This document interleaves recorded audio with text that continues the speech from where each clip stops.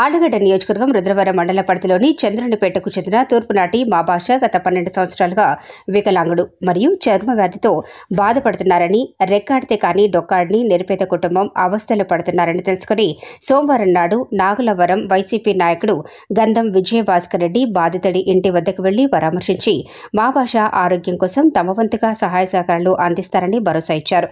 ఈ కార్యక్రమంలో రుద్రవరం ఎస్ఆర్సీపీ జాకీర్ హుసేన్, గఫూర్ పెద్ద హుసేనితో పాటు పలువురు వైసీపీ కార్యకర్తలు పాల్గొన్నారు. షుగర్ ఎక్కువ అవన్నీ ఆయన దురదృష్టము. కొన్ని అదేగాక ఆయన కొద్దిగా స్కిన్ ఎలర్జీ కూడా ఉంది. ఇవన్నీ రేపు పొద్దున మా ప్రభుత్వం వచ్చిన తర్వాత ప్రభుత్వ సహాయం అందేదానికి మా అందరి తరఫున మా వంతు మేము చేస్తాము. మేము కూడా వాళ్ళ కుటుంబానికి ఏదైనా కానీ పిల్లల చదువులు కానీ ఏదైనా కూడా మా పర్సనల్గా మేము అండాదండగా ఉంటాము అని మీ అందరి ముందు చెప్తున్నాము. అది ఎలక్షన్ల కోసం అనేది కాదు, మానవతా దృక్పథంతో మేము ఖచ్చితంగా ఇదంతా చేస్తామని హామీ ఇస్తున్నాం.